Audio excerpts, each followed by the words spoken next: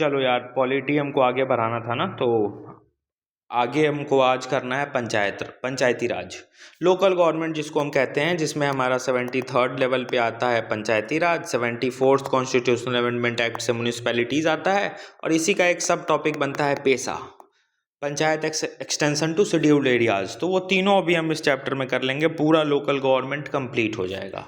पंचायती राज, पहले तो ये समझो कि लोकल गवर्नमेंट होता क्या है। तो लोकल गवर्नमेंट सीधा मीन्स कि गवर्नेंस को हम बिल्कुल लोकल लेवल तक, ग्रास रूट लेवल तक पहुंचा रहे हैं, ताकि हर एक स्टेक होल्डर गवर्नेंस के प्रोसेस में इजीली इन्वॉल्व हो सके। देखो, एक हाथ में पावर हो जाए तो उसको हम सेंट्रलाइजेशन ऑफ पावर कहते हैं ना, और जब हम पावर को सेपरेट कर रहे हैं, नीचे की तरफ ट्रांसफ़र कर रहे हैं, तो उसको हम डिसेंट्रलाइजेशन ऑफ पावर बोलते हैं। तो इंडिया में डिसेंट्रलाइजेशन ऑफ पावर भी तो फॉलो होता है, स्टेट्स की अपनी ऑटोनॉमी है, हमने लोकल गवर्नमेंट भी बनाकर रखा है। अब उसके क्रिटिसिज्म अलग अलग आते रहते हैं, लेकिन है तो ये डिसेंट्रलाइजेशन ऑफ पावर का भी एग्जांपल है। तो local government simply means local level पे वहाँ के लोगों से गवर्नेंस करवाना को लोकल गवर्नमेंट कहते हैं। अब पंचायती राज इसका एक एग्जाम्पल है। ये सिस्टम है रूरल लोकल गवर्नमेंट का, पंचायत से हम गाँव को लोकल गवर्नमेंट दे रहे हैं।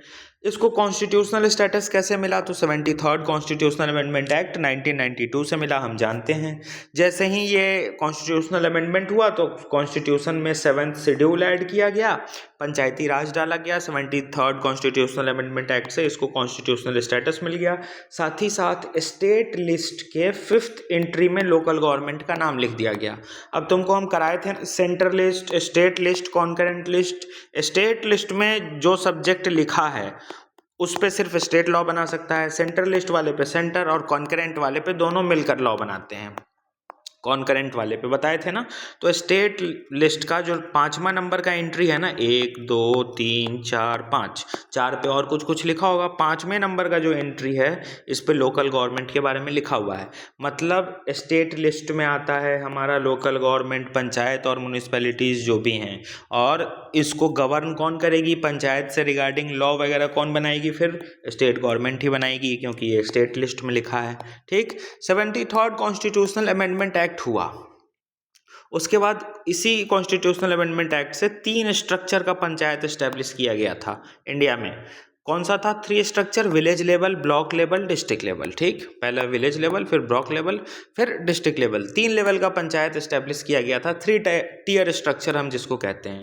अब कुछ हिस्टोरिकल डेवलपमेंट देख लो कि आज़ादी के पहले क्या क्या लोकल गवर्नमेंट के रिगार्डिंग कोशिश की गई थी। तो 1870 में मायो का रिजोल्यूशन आया था। जब हम ब्रिटेन की कॉलोनी थे तो 1870 में मायो रिजोल्यूशन करके एक रिजोल्यूशन आया था, जिसमें यह बोला गया था कि हम लोकल रिप्रेजेंटेशन को प्रमोट करेंगे, लोकल गवर्नेंस का मौका देंगे, लेकिन हुआ कुछ नहीं था। फिर 1882 में आता है लॉर्ड रिपन। इसने डेमोक्रेटिक फ्रेमवर्क प्रोवाइड किया लोकल गवर्नमेंट को, लेकिन आगे ये भी फिर कुछ खास कंटिन्यू नहीं हुआ। अंबेडकर और गांधी जी दोनों लोकल गवर्नमेंट को के सपोर्टर हैं, प्रमोट करते हैं वो। और पहले लोकल गवर्नमेंट को directive principle of state policy के आर्टिकल 40 में रखा गया था। बाद में हमने इसको अमेंडमेंट करके इसको एक सेपरेट कॉन्स्टिट्यूशनल स्टेटस दे दिया 73rd से। ठीक। अब देखो, आज़ादी के बाद पोस्ट इंडिपेंडेंस का टाइम है, आज़ाद हो गए हैं हम 1947 में। अब आज़ादी के बाद इवोल्यूशन ऑफ पंचायत, ये 1992 में हमने कॉन्स्टिट्यूशनल स्टेटस दिया है ना, तो आज़ाद तो हम 1947 से हो गए हैं। और यहाँ हिस्ट्री में देख रहे हैं कि डिमांड तो भैया 1882 से ही लोकल गवर्नमेंट की चल रही है। तो आज़ादी के बाद से लेकर 1947 से लेकर 1992 तक हमने क्या किया पंचायत को लेकर, कैसे इवॉल्व हुआ है पंचायत, अब उसकी कहानी यहाँ देखेंगे। कहाँ गया? यहाँ देखेंगे कि हाउ पंचायत आर इवॉल्व्ड। 1947 में हम आज़ाद हुए, तो ये 1992 तक हम पहुँचे कैसे 73rd कॉन्स्टिट्यूशनल अमेंडमेंट एक्ट तक हम पहुँचे, ये देखेंगे अभी इसमें। तो सबसे पहले आज़ादी के 10 साल बाद 47 के बाद 57 में एक कमेटी बनाई गई थी, बलवंत राय मेहता कमेटी। ये कमेटी इंपॉर्टेंट है, इसका नाम ध्यान रखना, इसका ईयर भी हो सके तो ध्यान रखना, आज़ादी के 10 साल बाद, इसलिए ये ध्यान में रहेगा भी। बलवंत राय मेहता कमेटी, इसने रिकमेंडेशन दिया था। सबसे पहली बार यही कमेटी बैठी थी लोकल गवर्नमेंट के लिए, और सबसे पहली बार में ही इसने रिकमेंडेशन दे दिया था कि 3 टियर स्ट्रक्चर वाला सिस्टम होना चाहिए, ग्राम पंचायत, पंचायत समिति, जिला परिषद। साथ ही साथ इन्होंने बोला था कि डायरेक्ट इलेक्शन करवाओ ग्राम पंचायत के लिए। ये ग्राम पंचायत के लिए इलेक्शन जो है वो डायरेक्ट हो। डायरेक्ट इलेक्शन मतलब लोग वोट देंगे और ये जो जीतेगा वो अपना पोस्ट लेगा, जिस भी पोस्ट का इलेक्शन था। और इनडायरेक्ट में कैसे होता है प्रेसिडेंट का इलेक्शन, वैसे इनडायरेक्ट है। तो डायरेक्ट इलेक्शन ग्राम पंचायत का करवाओ और इन दोनों का, पंचायत समिति का और जिला परिषद का, इनडायरेक्ट इलेक्शन कराओ, ऐसा दूसरा बात बोला। और इसी बलवंत राय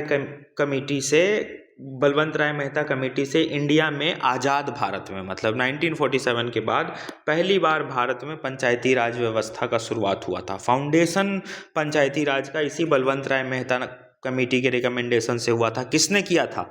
ऑल ओवर इंडिया में नहीं हुआ था, राजस्थान ने किया था 1959 में। यहाँ पे यूपीएससी ट्रैप वाला क्वेश्चन बना सकता है, समझ पूछे वो, मतलब पूछ देगा कि पहली बार पंचायती राज का फाउंडेशन कब किया गया था।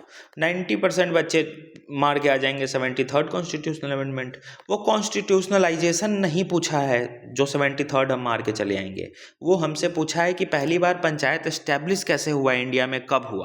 तो राजस्थान ने देखो ना 1959 में ही पंचायत को एस्टेब्लिश करके रखा है बलवंत राय मेहता कमेटी के रिकमेंडेशन पे।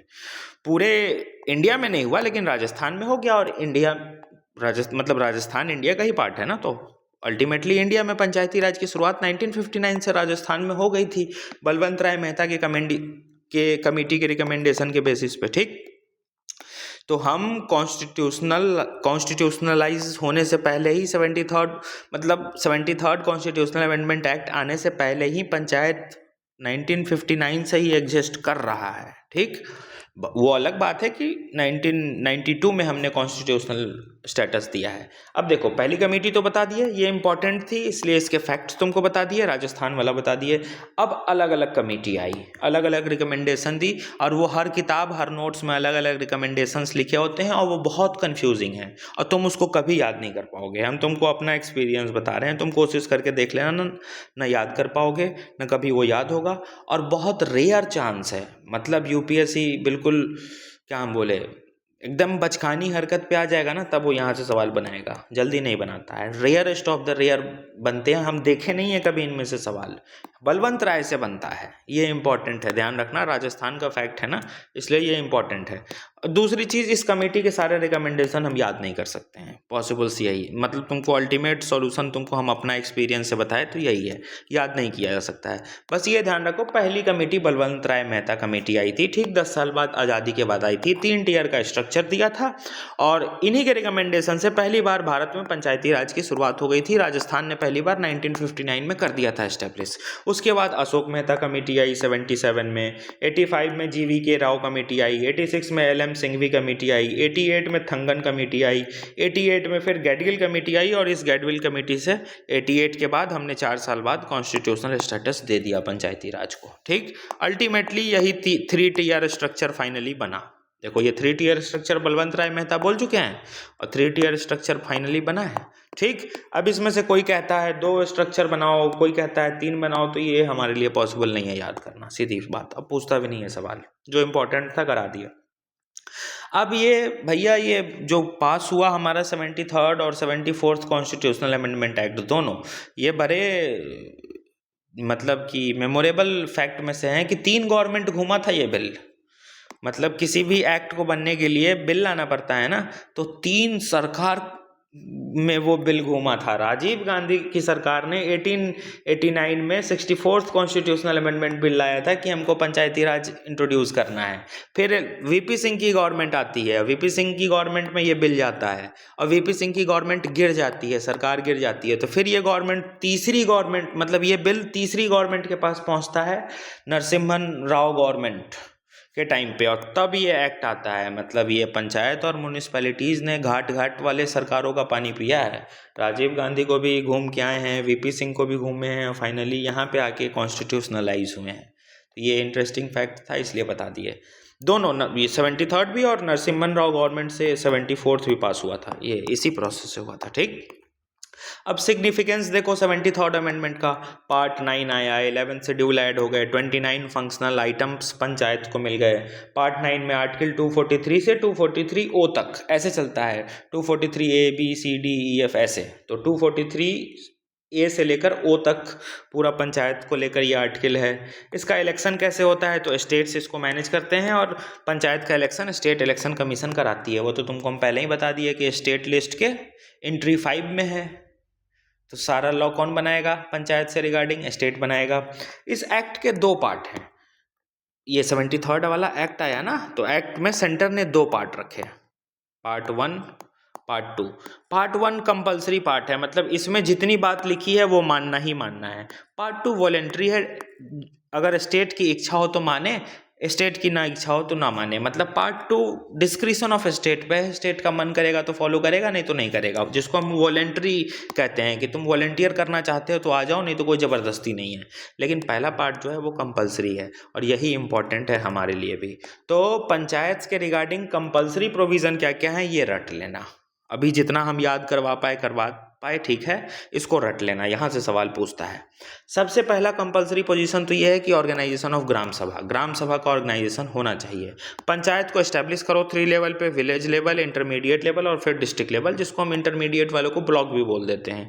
तो ये 3 लेवल पे पंचायत एस्टेब्लिश होने चाहिए। एक ब्रैकेट में फैक्ट देखना, states having a population not exceeding 20 lakh may not constitute panchayat eight intermediate level. मतलब कंपलसरी प्रोविजन में कहा ना कि 3 स्ट्रक्चर बनाओ, लेकिन किसी ऐसा स्टेट जिसमें पॉपुलेशन 20 लाख ना पहुंच रहा हो, वो अगर चाहे तो ये बीच वाला इंटरमीडिएट लेवल वाला पंचायत एस्टेब्लिश ना करे, विलेज करे, डिस्ट्रिक्ट करे, लेकिन इसकी पॉपुलेशन 20 लाख से भी कम है तो इसको ये बीच वाला करने का ज़रूरत नहीं है। ये एक फैक्ट ध्यान रखना। बाकी सारे स्टेट जिसकी 20 लाख से ज़्यादा है वो तीनों लेवल पे बनाएंगे पंचायत, ये कंपलसरी पोजीशन है। ठीक, डायरेक्ट इलेक्शन होगा सारे सीट्स के लिए पंचायत के, ये भी कंपलसरी पोजीशन है। इनडायरेक्ट इलेक्शन किसका होगा, चेयरमैन का होगा eight intermediate and district level. तो ये जो इंटरमीडिएट और डिस्ट्रिक्ट लेवल का जो चेयरमैन बैठेगा ना, इसका इनडायरेक्ट इलेक्शन होगा, ये ध्यान रखना। मिनिमम एज क्या होनी चाहिए इलेक्शन कंटेस्ट करने के लिए, तो 21 साल। यहाँ डायरेक्ट इलेक्शन है ना पंचायत के सारे सीट के लिए, तो 21 साल का कोई है तो वो इलेक्शन लड़ सकता है। रिजर्वेशन रहेगा सीट्स का, यहाँ देखो रिजर्वेशन ऑफ सीट्स रहेगा, मेंबर के लिए भी, चेयरपर्सन के लिए भी, SC ST के लिए। SC ST के लिए वही पॉपुलेशन के आधार पे इनको सीट्स मिलेगा। वुमेन को कितना सीट रिजर्व रहेगा, तो नॉट लेस देन 1/3, मतलब 1/3 से तो कम नहीं होना चाहिए। ज़्यादा भी रिजर्वेशन कर सकते हो तुम्हारी इच्छा, लेकिन 1/3 से तो कम मत करना। ये सब कंपलसरी पोजीशन है। स्टेट फाइनेंस कमीशन आपको एस्टेब्लिश करना है हर एक 5 साल पे, आर्टिकल 243I के अकॉर्डिंग। ये कंपलसरी पोजीशन है। स्टेट फाइनेंस कमीशन किससे एस्टेब्लिश होता है ध्यान रखना। बाकी आगे कॉन्स्टिट्यूशनल बॉडी कराएंगे तो स्टेट फाइनेंस कमीशन हम कराएंगे। ठीक, वैसे जनरली पंचायत का टेनर 5 सालों का होता है। 6 महीने के अंदर इलेक्शन करा लेना है। अगर पंचायत सस्पेंड हुई है या कुछ हुआ है तो 6 महीना के अंदर इलेक्शन कराना है। इलेक्शन करेगा कौन, election commission of state election commission election कराएगा। और आर्टिकल 243 से स्टेट इलेक्शन कमीशन बना है, ध्यान रखना। स्टेट इलेक्शन कमीशन आर्टिकल 243 से बना है। स्टेट फाइनेंस कमीशन आर्टिकल 243 से बना है। तो ये सब आगे हम कॉन्स्टिट्यूशनल बॉडीज वाले चैप्टर में कर लेंगे। ठीक, ये कंपलसरी प्रोविजंस हैं, ये तुमको वो याद होने चाहिए। यहाँ से UPSC सवाल बनाता है। ठीक, ये याद होने चाहिए। तो 73rd कॉन्स्टिट्यूशनल अमेंडमेंट एक्ट के 2 पार्ट थे, कंपलसरी पढ़ लिए। वॉलेंट्री देखो, वॉलेंट्री मतलब जो स्टेट के डिस्क्रिशन पे है, स्टेट का मन करे तो पालन करे, स्टेट का मन ना करे तो पालन ना करे। तो इसमें ज़्यादा कुछ याद करने जैसा है नहीं। जो स्टेट गवर्नमेंट को जो जैसा मन करता है वो इस डिस्क्रिशन वाले प्रोविज़न में वैसा करती है, तो इसको याद करने की ज़रूरत नहीं है। जैसे ग्राम सभा की पावर क्या होगी, फंक्शन क्या होगी, पावर किसी की डिटरमाइन करना है, इलेक्शन डिटरमाइन करना है, रिप्रेजेंटेशन देना है चेयरपर्सन में पंचायत को तो कैसे देंगे। 29 फंक्शनल आइटम 11 शेड्यूल में जो लिखे हुए हैं ना, उसी के बेसिस पे स्टेट इसमें काम करती रहती है, कभी हटाई कभी ऐड की। ये अलग अलग स्टेट्स के अलग अलग होते हैं, तो ये वॉलेंट्री वाले हमको याद करने की ज़रूरत नहीं है। ठीक, ये कंपलसरी याद करने की ज़रूरत है, यहाँ से सवाल आते हैं, PYQs देखना तुम। ठीक, पंचायत स्मारक खत्म। अब देख लो पेशा एक्ट। पेशा का full form panchayat extension to scheduled areas act 1996 में ये हम एक्ट लेकर आए। ये एक्सटेंशन एक्ट के भी नाम से जाना जाता है। क्यों ये हम एक्ट लेकर आए, क्योंकि देखो हमने पंचायत बनाने की बात तो बोल दी, विलेज लेवल पे, लेकिन इंडिया में सिर्फ विलेज ही थोड़ी है, बहुत सारे ट्राइबल एरियाज हैं।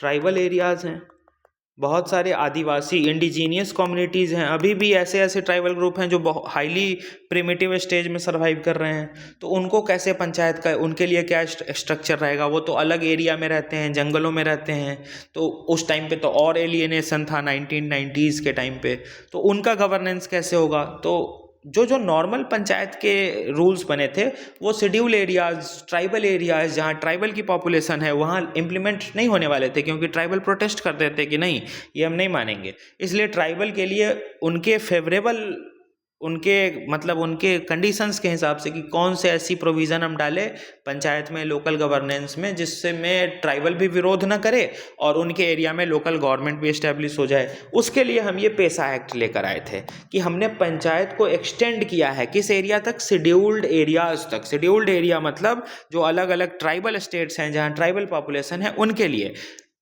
अब ट्राइबल पॉपुलेशन मतलब वो ट्राइबल पॉपुलेशन नॉर्मल पंचायत वाले स्ट्रक्चर से गवर्न नहीं हो सकती है, क्योंकि उनके अपने रिचुअल्स अलग हैं, उनके बिलीव्स अलग हैं, उनके जीने का तरीका अलग है। इसलिए उनके लिए स्पेशल गवर्नेंस हमको करने की ज़रूरत है। इसलिए हम एक अलग एक्सटेंशन एक्ट लेकर आए कि जहाँ जहाँ शेड्यूल एरियाज़ है उनके लिए कुछ स्पेशल प्रोविज़न देंगे पंचायत में हम। ठीक, अब देखते हैं क्या क्या देंगे। तो पेसा एक्ट से प्रोविज़न ऑफ पंचायत था, ये पार्ट 9 को हमको एक्सटेंड करना था। अब ये पार्ट 9 पंचायत का जो है ना वो 5th शेड्यूल वाले एरिया पे नहीं लगता है। अब 5th शेड्यूल 6th शेड्यूल आगे तुमको हम कराएंगे। 5th शेड्यूल वाले एरिया में 10 ट्राइबल स्टेट्स आते हैं। ठीक, ये 10 ट्राइबल स्टेट देखो कौन कौन है? उड़ीसा, आंध्र प्रदेश, छत्तीसगढ़, गुजरात, हिमाचल, झारखंड, मध्य प्रदेश, राजस्थान, तेलंगाना, महाराष्ट्र। ये 10 स्टेट्स आते हैं शेड्यूल्ड एरियाज वाले स्टेट्स में, और 5th शेड्यूल में ये एडेड हैं। अब क्या सारा इनका एरिया, मतलब उड़ीसा जितना बड़ा है तो क्या पूरा उड़ीसा, आंध्र प्रदेश का पूरा आंध्र प्रदेश का बॉर्डर शेड्यूल एरिया में आ जाएगा क्या? नहीं, नहीं आएगा। देखो यहाँ लिखे हैं not complete states, only tribal area.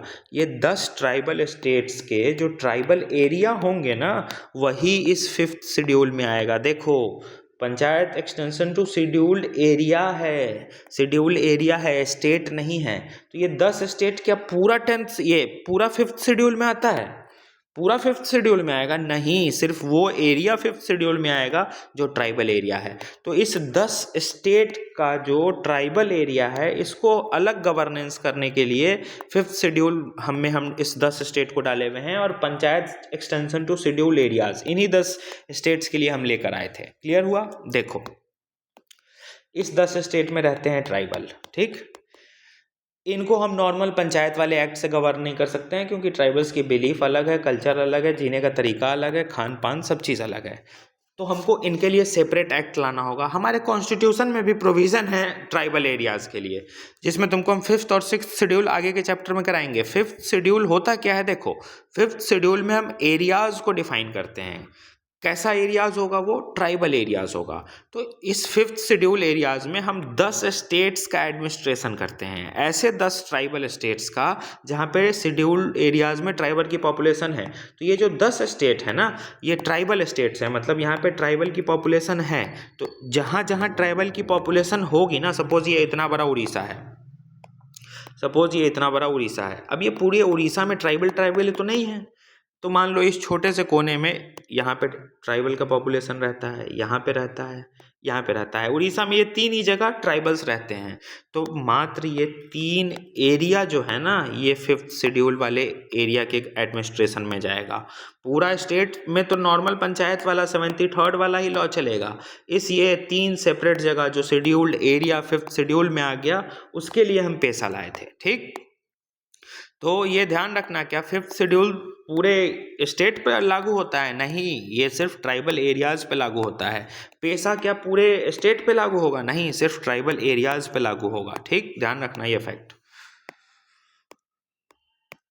अब देखो तो पेशा हम क्यों लेकर आए? ये 10 स्टेट के गवर्नेंस के लिए, 10 स्टेट में जो ट्राइबल एरियाज़ हैं, शेड्यूल्ड ट्राइबल एरियाज़ हैं, उनके गवर्नेंस के लिए हम पेशा लेकर आए थे। ठीक, अब पेशा का कुछ प्रोविज़न देख लो, 1996 के ये एक्ट की कुछ की प्रोविज़न्स देख लो। Alliance with customary customary laws, social religious practices and traditional management practices of community resources। ये ट्राइबल्स वालों का जो अपना कस्टमरी लॉज हैं, उनका जो सोशल रिलीजियस प्रैक्टिस है, उनका जो ट्रेडिशनल मैनेजमेंट है, वो कम्युनिटी रिसोर्सेज को, पेड़ को, पत्तों को, पौधों को कैसे यूटिलाइज करते हैं, उसके अकॉर्डिंग हम पेशा में पंचायत की पॉलिसी लेकर आए थे फॉर ट्राइबल एरियाज़। वही तो तुमको हम बताया कि शेड्यूल एरिया, ट्राइबल एरियाज़ में अभी भी आदिवासी लोग रहते हैं जो कि नॉर्मल प्रोविजन से अलाइंड नहीं होंगे। उनके बिलीफ, उनके कस्टम्स, उनके रिचुअल सब अलग हैं। तो हमने इस पेशा में ऐसे प्रोविज़न डाले जो उनके प्रोविज़न से अलाइंड होंगे। ग्राम सभा में कौन कौन लोग होगा, तो consisting of person whose names are included in the electoral rolls for panchayat at village level. Gram sabha का में इलेक्शन वो इंसान लड़ सकता है जिसका नाम इलेक्टोरल रोल में उस गांव के पंचायत में हो, वही चुनाव लड़ सकता है। Certification of utilization of funds for the plans, programs and project for gram sabha, ये इनको सर्टिफिकेशन दिया जाएगा। ग्राम सभा कैसे फंड्स का यूटिलाइजेशन कर रही है, प्रोग्राम्स को कैसे इम्प्लीमेंट कर रही है, उन सब का सर्टिफिकेशन इनके थ्रू होके ही जाएगा कि इनके फॉरेस्ट रिसोर्सेज का कैसे यूटिलाइजेशन हो रहा है। ठीक, रिजर्वेशन दिया जाएगा शेड्यूल एरियाज में सीट्स के लिए हर एक पंचायत में। ठीक, और पॉपुलेशन के बेसिस पर रिजर्वेशन मिलेगा, या तो पहले ही तुमको बता चुके हैं। और नॉमिनेशन होगा ट्राइबल मेंबर्स का स्टेट गवर्नमेंट पे, तो स्टेट गवर्नमेंट भी किसी ट्राइबल मेंबर्स को नॉमिनेट कर सकती है। ठीक, तो ये सब इसके कुछ बेसिक फैक्ट थे जो तुमको बता दिए। मेन फैक्ट ये है कि पैसा लाया क्यों गया था, कहाँ लागू होता है। ठीक, तो लाया इसलिए गया था ताकि हम पंचायत को शेड्यूल एरियाज तक एक्सटेंड कर सके। शेड्यूल एरियाज का पूरा स्टेट होगा नहीं, पूरा स्टेट नहीं होगा, सिर्फ वो शेड्यूल एरिया ट्राइबल एरिया कहलाएगा।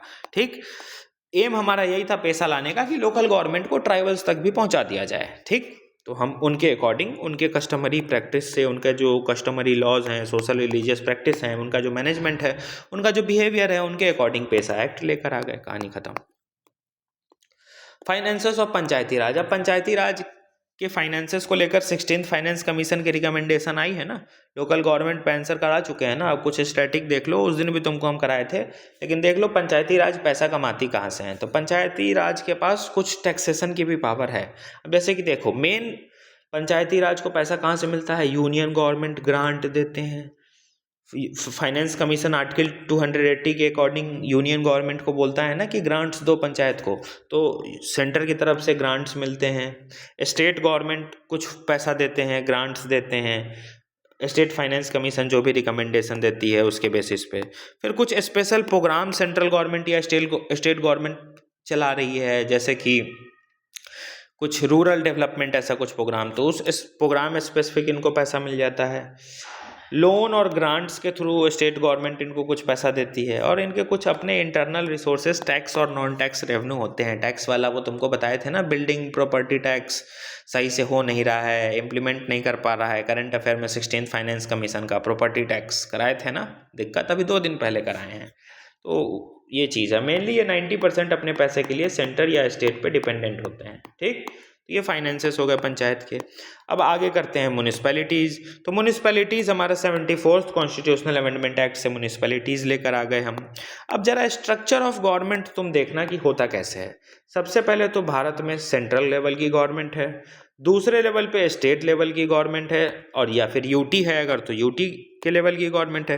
तो सबसे पहला कौन, सेंटर, दूसरा स्टेट या यूनियन टेरिटरीज, और तीसरे नंबर पे आते हैं हमारे लोकल बॉडीज़। अब इस लोकल बॉडीज़ के 2 पार्ट, एक म्यूनिसिपल लेवल की गवर्नमेंट, एक पंचायत लेवल की गवर्नमेंट। पंचायत लेवल की government 73rd constitutional amendment act से हम लेकर आए, जिसमें 3 स्ट्रक्चर बनाए, ग्राम पंचायत, पंचायत समिति, जिला पंचायत, ऐसे एरो बना हुआ है। तो ये तो पूरा हम पढ़ के आए हैं अभी 73rd। अब हमको 74th शहर वाला लोकल गवर्नमेंट पढ़ना है। तो शहर वाला लोकल गवर्नमेंट म्यूनिसिपल लेवल का गवर्नमेंट होगा। इसमें क्या क्या होते हैं देखो, म्यूनिसिपल काउंसिल होंगे, म्यूनिसिपल कॉर्पोरेशन होंगे, म्यूनिसिपल काउंसिल होंगे, और नगर पंचायत होता तो कैंटोनमेंट बोर्ड और नोटिफाइड टाउन एरिया कमेटी भी है। ये 2 भी होते हैं, लेकिन 74th कॉन्स्टिट्यूशनल अमेंडमेंट से यही 3 ऐड हुआ था। अभी तक तो मज़ा आया होगा, समझ में आ गया होगा। अब यहाँ ध्यान देना, थोड़ा फैक्ट देखना। म्यूनिसिपैलिटीज़ में बस यही 3 ऐड हुआ था 74th कॉन्स्टिट्यूशनल अमेंडमेंट एक्ट से। म्यूनिसिपल कॉर्पोरेशन, म्यूनिसिपल काउंसिल और नगर पंचायत, ये दोनों नहीं हुआ था। ये दोनों कहाँ से आया, क्या है, आगे बताएंगे। ठीक, तो गवर्नमेंट समझ में आया, सेंटर, फिर स्टेट, फिर लोकल लेवल की गवर्नमेंट। ये गांव वाली 73rd पढ़ लिए, ये शहर वाली म्यूनिसिपल 74th, इसमें 3 ही होता है, ये 2 क्या है आगे देख लेंगे। चलो 74th कॉन्स्टिट्यूशनल अमेंडमेंट देखो क्या है इसमें। इसने क्या किया, इसने कॉन्स्टिट्यूशन में पार्ट 9A जोड़ दिया। 9 में हमारा पंचायत है तो 9A में म्यूनिसिपैलिटीज़ है। 12th शेड्यूल आ गया, इसके लिए 18 फंक्शनल आइटम दे दिए गए। आर्टिकल 243W में 18 फंक्शनल आइटम लिखे हुए हैं। और ये 74th कॉन्स्टिट्यूशनल अमेंडमेंट में हम म्यूनिसिपैलिटीज़ को कैसे गवर्न करते हैं, तो P से लेकर G तक 243 P Q R S T U V W X Y, ये मतलब P ऐसे उल्टा चलता है इसका, 243 P Q ऐसे चलता है, फिर 2G तक जाता है ये, ठीक। सॉरी ये 2 नहीं, ये Z है, ZG तक जाता है, ठीक। वही भी हम खुद कंफ्यूज हो गए थे, ZG तक जाता है। तो उतना हमको डिटेल में नहीं करने की ज़रूरत है, जो जो इंपॉर्टेंट आर्टिकल है तुमको हम बता देंगे। 243W में 18 फंक्शनल आइटम दिए हुए हैं, ठीक। 3 टाइप के होते हैं, म्यूनिसिपल कॉर्पोरेशन, काउंसिल, नगर पंचायत, जो तुमको हम यहाँ बताए थे कि 3 ही ऐड हुआ था 74th से पंचायत वाले, ये सॉरी म्यूनिसिपल लेवल में, ठीक। अब तीनों का स्ट्रक्चर देखो, एक सेकेंड, तीनों का स्ट्रक्चर देखो। Municipal corporation large urban area, बड़े शहर के लिए होगा। म्युनिसिपल काउंसिल छोटे अर्बन एरिया के लिए होगा। और नगर पंचायत ट्रांजिशनल एरिया के लिए होगा। जैसे ये छोटा स्मॉलर अर्बन एरिया है, ये बड़ा अर्बन एरिया है, तो इनके बीच एक ट्रांजिशनल एरिया होगा, ऐसा ये ट्रांजिशनल जोन होगा, ठीक। इसको हम कह सकते हैं। या फिर एक गांव है, ठीक, और यहाँ एक बड़ा लोकल बॉडीज़ है, अर्बन एरिया है, ये वाला म्युनिसिपल कॉर्पोरेशन है, और ये गांव है।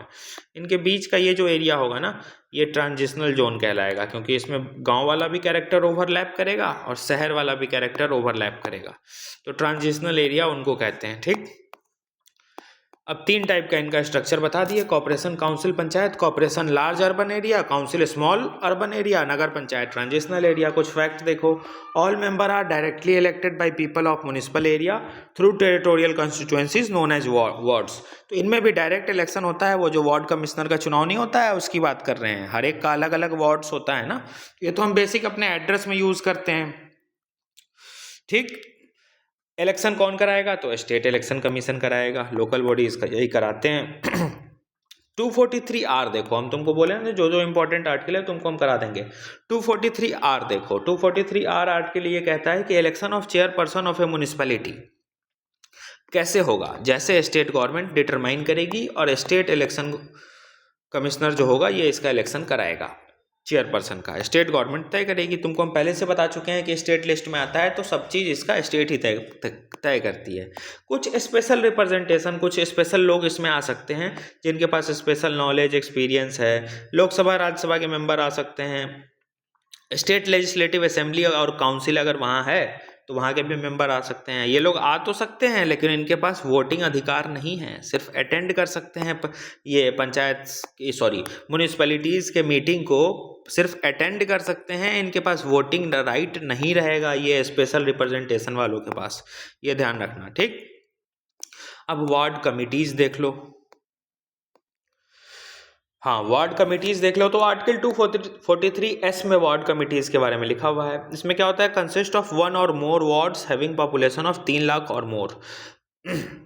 वार्ड कमेटी में क्या होगा, एक या एक से ज़्यादा वार्ड का एक कमेटी हम बना सकते हैं जहाँ 3 लाख या उससे ज़्यादा की पॉपुलेशन है। देखो फिर से, consist of 1 or more wards having population of 3 lakh or more. तो वार्ड कमेटी क्या हुआ, जैसे कि ये 1 वार्ड है, 2 वार्ड है, 3 वार्ड है, 3 वार्ड मिलाकर 3 लाख प्लस पॉपुलेशन हो रहा है, तो इन तीनों को मिलाकर एक वार्ड कमेटी बना दो, ठीक। क्योंकि 3 लाख प्लस पॉपुलेशन हो गया ना, तो इसीलिए consist of 1 or more wards, 2 ward मिलाकर भी 3 लाख से ज़्यादा की पॉपुलेशन हो रही है तो कमेटी बना दो, ऐसे कहते हैं, ठीक।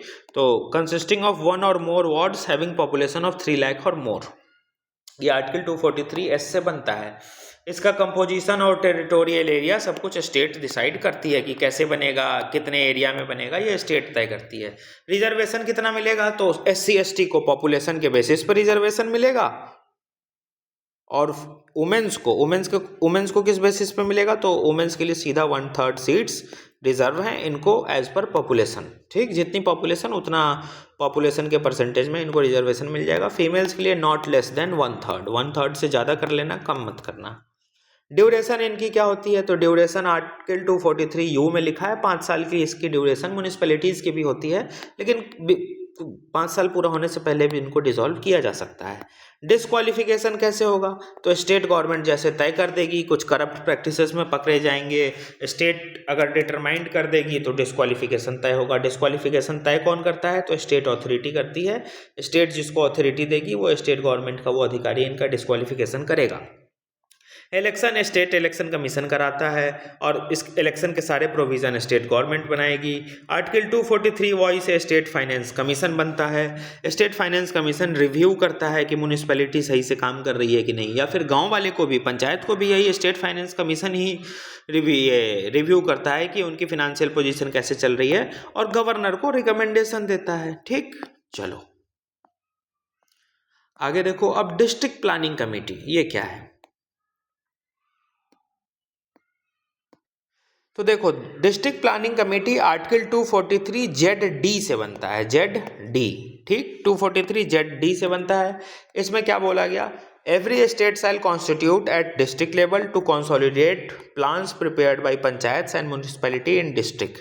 मतलब डिस्ट्रिक्ट प्लानिंग कमेटी हर एक डिस्ट्रिक्ट लेवल पे बनना चाहिए, और यहाँ पे जो भी इस डिस्ट्रिक्ट के गांव हैं या म्यूनिसिपैलिटी हैं वो अपना अपना प्लान्स भेजेंगे, और ये फिर होलिस्टिक लेवल में डेवलप होगा। देखो ध्यान से समझो, डिस्ट्रिक्ट प्लानिंग कमेटी होता क्या है, ये एक बड़ा जिला है, ठीक, डिस्ट्रिक्ट है, इसमें गांव भी हैं, इसमें छोटे छोटे अर्बन एरियाज भी हैं। मान लो ये वाला गांव है, विलेज है, और ये ग्रीन वाला म्यूनिसिपैलिटी है। तो यहाँ पे तो म्यूनिसिपल गवर्नेंस हो रहा है, यहाँ पे पंचायत गवर्नेंस हो रहा है, ठीक। इसीलिए इस डिस्ट्रिक्ट में एक प्लानिंग कमेटी बना दो, डिस्ट्रिक्ट प्लानिंग कमेटी पूरे को बना दो, जहाँ पंचायत अपना रिपोर्ट देगा, म्यूनिसिपैलिटीज़ अपना रिपोर्ट देगा, और डिस्ट्रिक्ट प्लानिंग कमीशन में एक जगह इन सब के लिए होलिस्टिक प्लान हम तैयार करेंगे, ठीक। यही है डिस्ट्रिक्ट प्लानिंग कमेटी, जो कि 243 ZD से बनता है, to prepare draft development plans for the district as whole, जिसमें पंचायत और म्यूनिसिपैलिटीज दोनों को हम ऐड कर लेते हैं, ठीक। 4th 5th member of DPC should be elected by elected member of districts.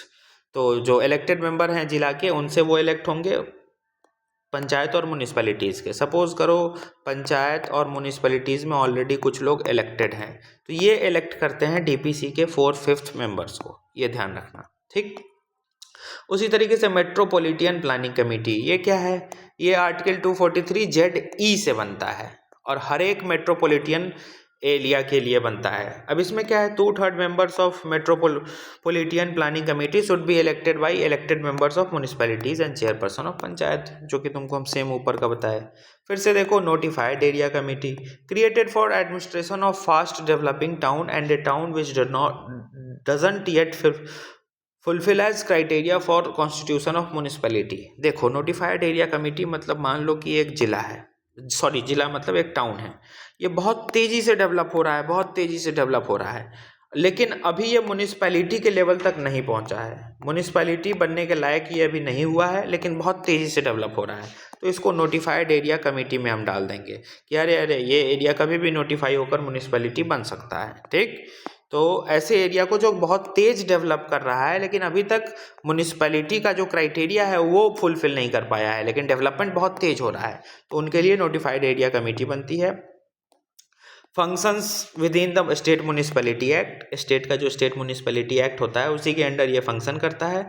और ये ध्यान रखना, ये जो नोटिफाइड एरिया कमेटी बनती है ना, ये इंटायरली नॉमिनेटेड होती है स्टेट गवर्नमेंट से, ना ही ये स्टैट्यूटरी है ना ही इलेक्टेड है, इसमें कोई इलेक्टेड मेंबर नहीं होते हैं।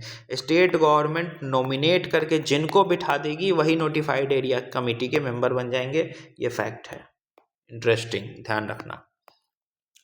Town area committee setup by a separate act of state legislature, ये एक सेपरेट एक्ट से बना था, इसमें काफ़ी लिमिटेड सिविल फंक्शन इनको मिला रहता है। सिविल मतलब बेसिक एम्यूनिटीज़ प्रोवाइड करना।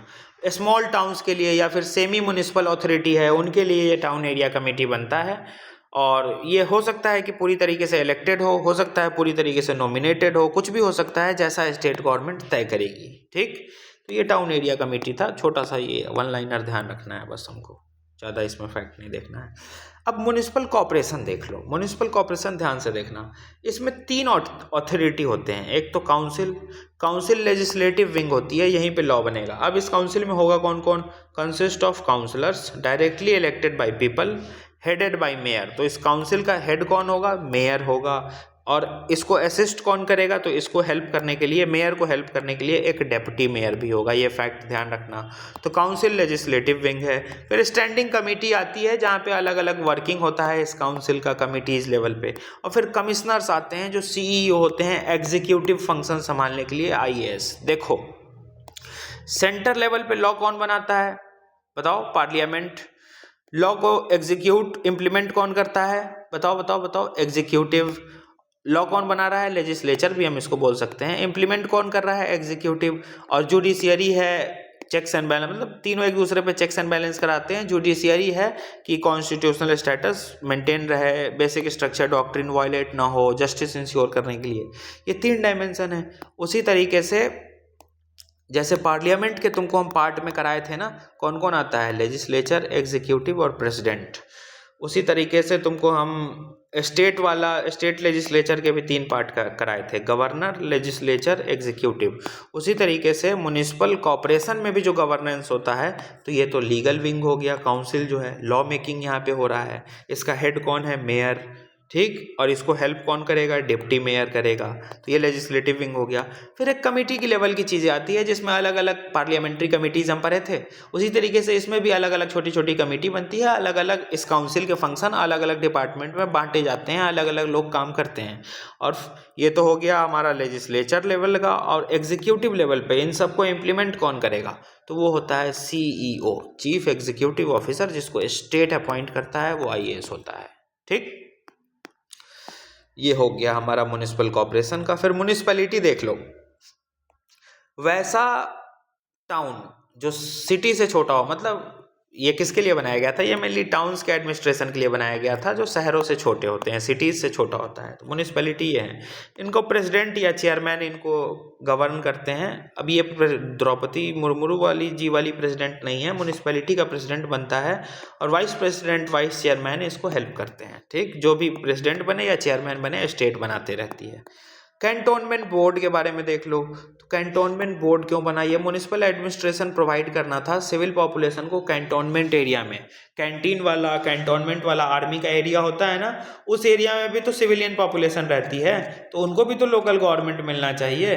तो उनको लोकल गवर्नमेंट प्रोवाइड करने के लिए कैंटोनमेंट बोर्ड चलाया गया, क्योंकि नॉर्मल म्युनिसिपैलिटी के लॉ से हम आर्मी का एरिया गवर्न नहीं कर सकते हैं। ठीक, तो उनके लिए स्पेशलाइज्ड कैंटोनमेंट बोर्ड बनाया गया, ताकि municipal administration civil population area में पहुंचाया जाए, कैंटोनमेंट एरिया तक भी लोकल गवर्नमेंट का रीच हो।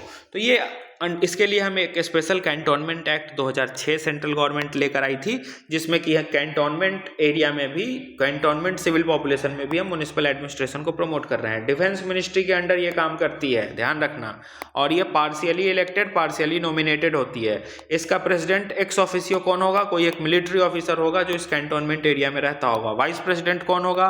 मेंबर ऑफ बोर्ड इसको इलेक्ट करते हैं, और executive officer president of India इनकी इलेक्ट करती हैं कि कैंटोनमेंट बोर्ड का अलग अलग एग्जीक्यूटिव ऑफिसर कौन होगा। ठीक, कैंटोनमेंट बोर्ड अलग तुमको हम कराए हैं ना, इसलिए तुमको हम कहे थे कि ये दोनों अलग है। कहाँ से आया? अलग समझ में आ जाएगा। यही तीनों 74th से आया है। ठीक, तो देखो 73rd में पंचायत पढ़ लिए, पेशा पढ़ लिए, 74th पढ़ लिए, पूरा गवर्नमेंट का स्ट्रक्चर पढ़ लिए, नोटिफाइड टाउन सब पढ़ लिए। 40 मिनट का ऑलमोस्ट ये वीडियो बना। हमारा लोकल बॉडीज कंप्लीट। ठीक, उसी तरीके से 1-2 चैप्टर पॉलिटी का और बचा है, वो भी डाल देते हैं। चलो, टेक केयर।